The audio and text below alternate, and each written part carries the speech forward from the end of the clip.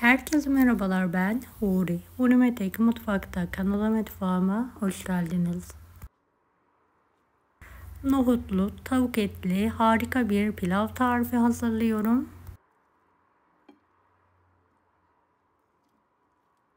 Akşam yemeğini tek başına yeter. Evet, tarifime hiç bekletmeden hemen başlıyorum. Akşamdan ısladığım 500 gram nohutum var. Suyunu süzdüm, yıkadım. Geniş bir tencerenin içine alıyorum. Üzerine geçecek kadar su ilavesi yapıyorum.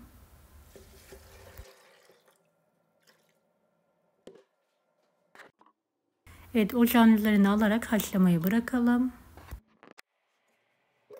Ara ara üzerindeki oluşan köpüğü toplayarak atalım.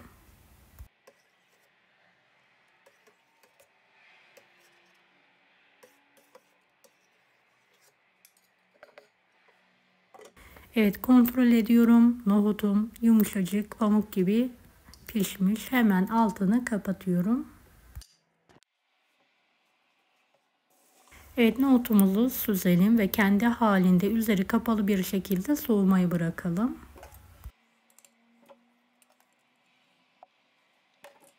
Evet, bir kısmını buzluğa atıyorum. Köy tavuğum var. Hemen yıkayarak hazırlıyorum.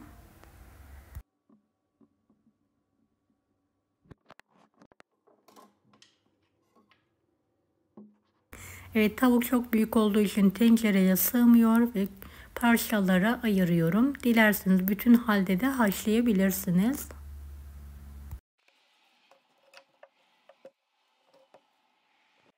Parçaladığım tavuğu tencereye aldım. Haşlarken koku olmaması için şöyle yarım bir soğanı ortasına alıyorum. Üzerine geçecek kadar su ilavesi yapıyorum. Ocağın üzerine alalım. Kapağını kapatarak haşlamaya bırakalım. Evet. Kontrol ettim, pişmiş. Hemen üzerine tuzunu ekliyorum ve tekrardan karıştırarak pişirme işlemine devam ediyorum.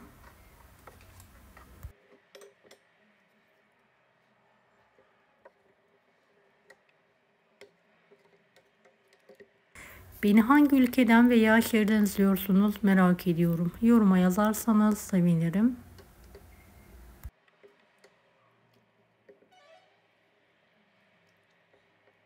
Tavuk haşlanana kadar pilavımı hemen hazırlıyorum. 2 yemek kaşığı tereyağı, 1 yemek kaşığı zeytinyağını eritmeye bırakıyorum.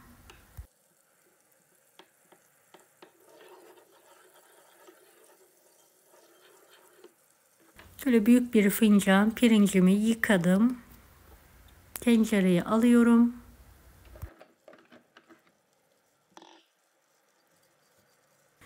3-4 çay kaşığı kadar tuz ilavesi yapıyorum ve sürekli karıştırarak pirincimi kavuruyorum.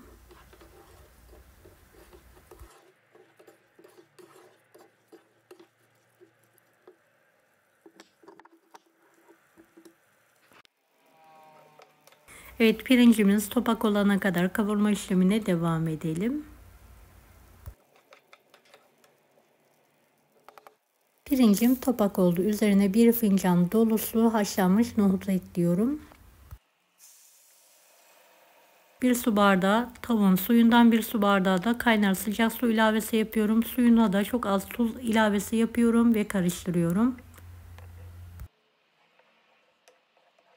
Kapağını kapatarak suyu bitene kadar pişirmeyi bırakalım.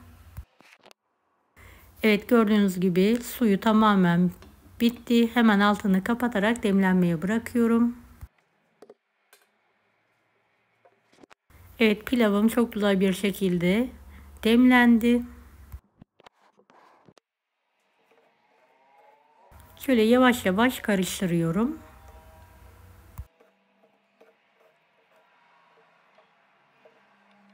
Gördüğünüz gibi tane tane nohutlu pirinç pilavım da hazır.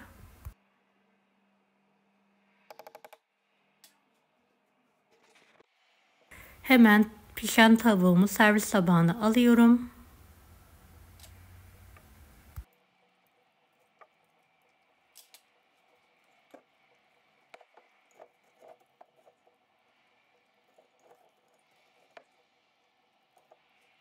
Beni hangi ülkeden veya şehirden izliyorsunuz merak ediyorum. Yoruma yazarsanız sevinirim.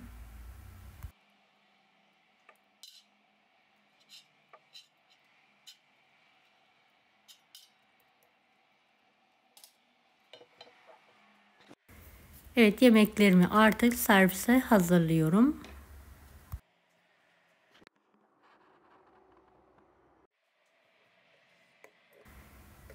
Tavamı şöyle servis tabağına alıyorum.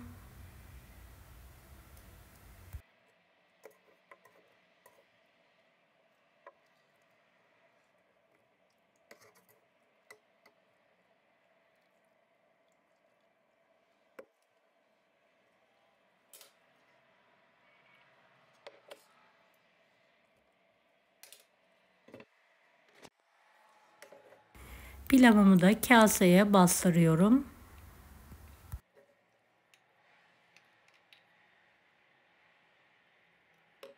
Servis tabağını ters çeviriyorum. Kenarlarına da haşlanmış tavuk etinden şöyle parçalar halinde alıyorum. Yanında turşu, ayran veya yoğurtla ikram edebilirsiniz.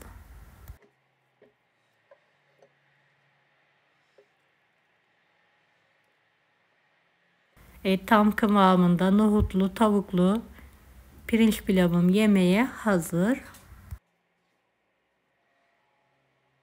Deneyecek olan herkese şimdiden kolaylıklar dilerim. Kanalıma ücretsiz abone olmayı unutmayın. Allah'a emanet olun. Hoşça kalın.